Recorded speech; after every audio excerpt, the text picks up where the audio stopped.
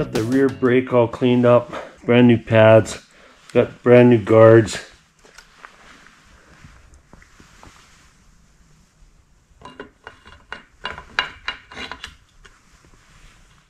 To the master cylinder, I didn't really replace anything, it just needed a really good clean. I did replace the top two screws with factory Yamaha screws, and these little screws here came in my Yamaha bolt pack.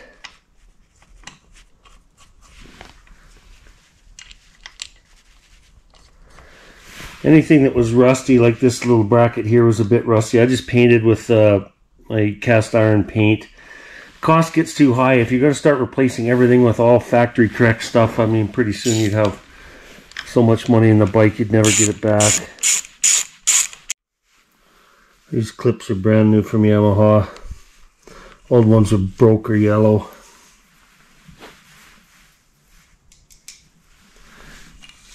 And then new hardware came in the bolt pack. And last but not least is the new caliper guard from Yamaha, brand new from Yamaha.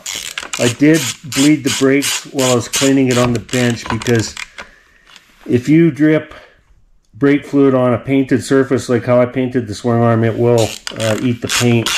So I thought, better safe than sorry, did it on the bench. The brake fluid that came out of there was absolutely black. I don't think it had ever been changed, so figured while I had it apart anyways, might as well do it. But she's looking fresh and OEM now. So when I bought this bike, it was missing this little spring. It's a little return spring on the brake pedal. So I ordered that from Yamaha.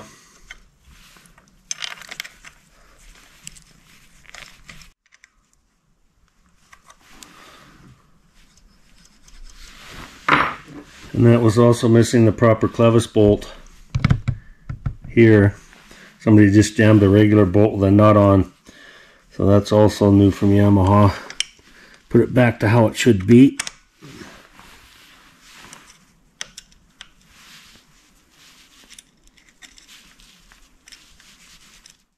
Okay, so I've got the caliper cleaned up and back on. I've got this bracket in, which was missing when I bought the bike to hold the cable. And then I've got this that was also missing when I bought the bike. I went to install it and realized there's threads in the end of the axle. And over the years, some guys pounding on it, they mushroomed the threads. I had to re-tap it. It's kind of a goofy setup. I read somewhere that Yamaha was in a patent fight with Honda. Honda owned the patent on the way they do it. So I guess that's why Yamaha's got this goofy setup here, but it's all back to the way it should be now. So now I'll go ahead and put on the new fork protectors.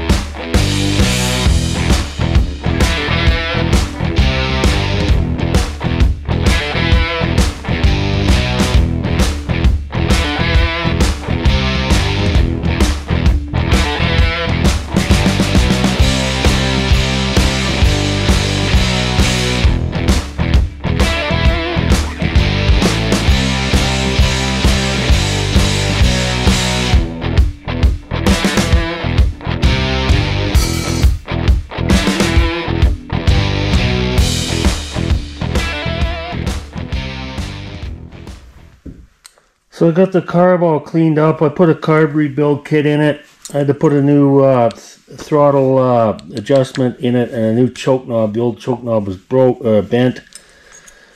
New hoses. So we're going to put this carburetor in and see if I can get the throttle cables hooked up.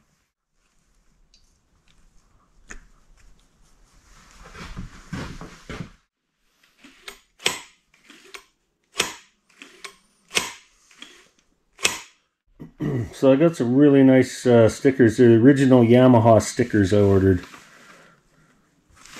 And just to make sure I get them placed right, I printed off one of the original pictures from Yamaha, like would have been in a brochure.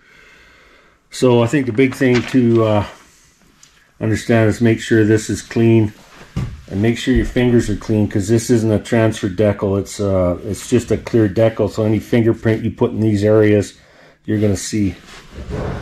So let's give this a try. How I like to put these decals on is tear them in half. That way you got a place to hold that you're not going to get any dirt on, and it'll give you a chance to reposition if you didn't get it right. I just did.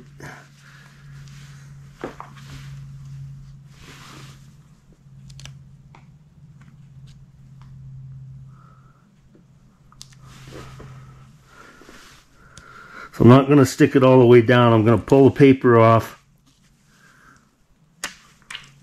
Other half. And make sure it's lined up before I fully stick everything down.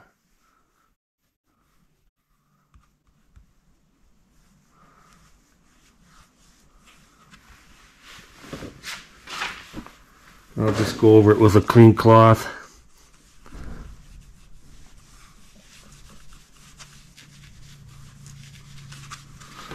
Looks pretty sharp.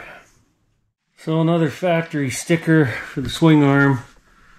It's not the best picture. It's the only one I could find that's original Yamaha picture. So I'm using a little bit of tape here just to help me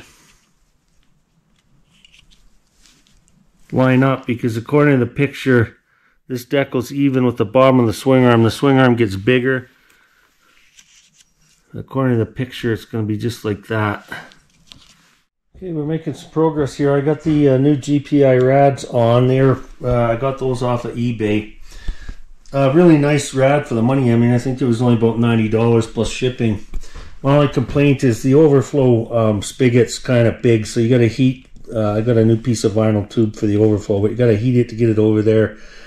And this hose that goes between the radiators through the frame, the original one wasn't long enough, so that means these GPI ones have got a shorter elbow, so just be aware you may have to change that hose. The only other difference is sometimes the pipe is a little bigger than factory, so it's a little harder to get that over there. But overall, pretty happy with how they look. Did get the new grips on, nice half waffles. I'm waiting on the hot start cable. I ordered a new cable as well as the plunger that goes down in the car, because it was well worn and the cable was worn. So next we're going to go ahead and put this louver on the other rad. So I got new louvers from Yamaha. They're hard to find, and nobody seems to be making aftermarket ones.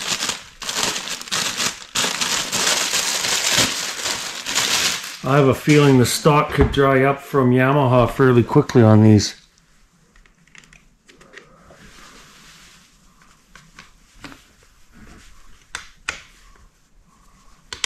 This shows you how good those GPI rads are. That factory louver just fits perfect. Well, I got the air box cleaned up. There's a lot of caked on mud in here. This is just polishing compound, but I'm giving the sides a polish because there was quite a few scratches from people's boots and whatnot.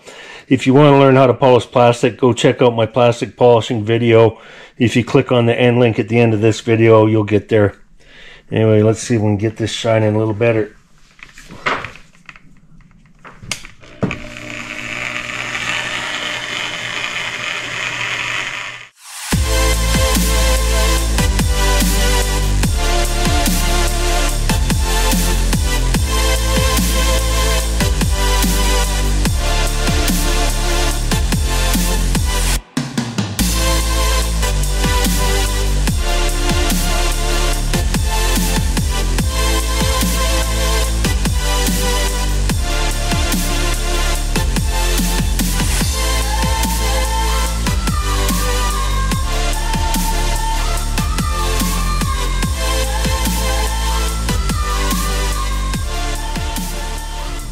Well, I got the exhaust done. The new silencer's all mounted up. It looks really nice for $58. I got that off of eBay. It's quite a bit shorter than the stock one and the FMF that was on it. The FMF, though, like to get one in Canada is north of $500.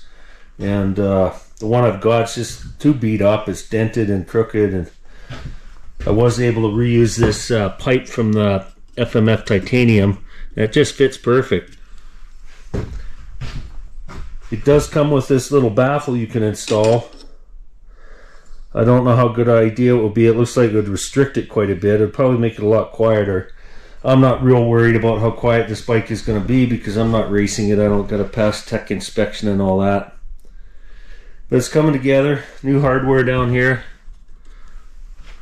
But I'm officially now out of parts. The rear rim I've been waiting on for more than a month. I'm not too happy with that eBay seller. But that's the way it goes sometimes. So stay tuned. The next episode will be the final episode on this bike. It's getting real close. So stay tuned for that. Anyway, I want to thank you for tuning in, and we'll see you next time.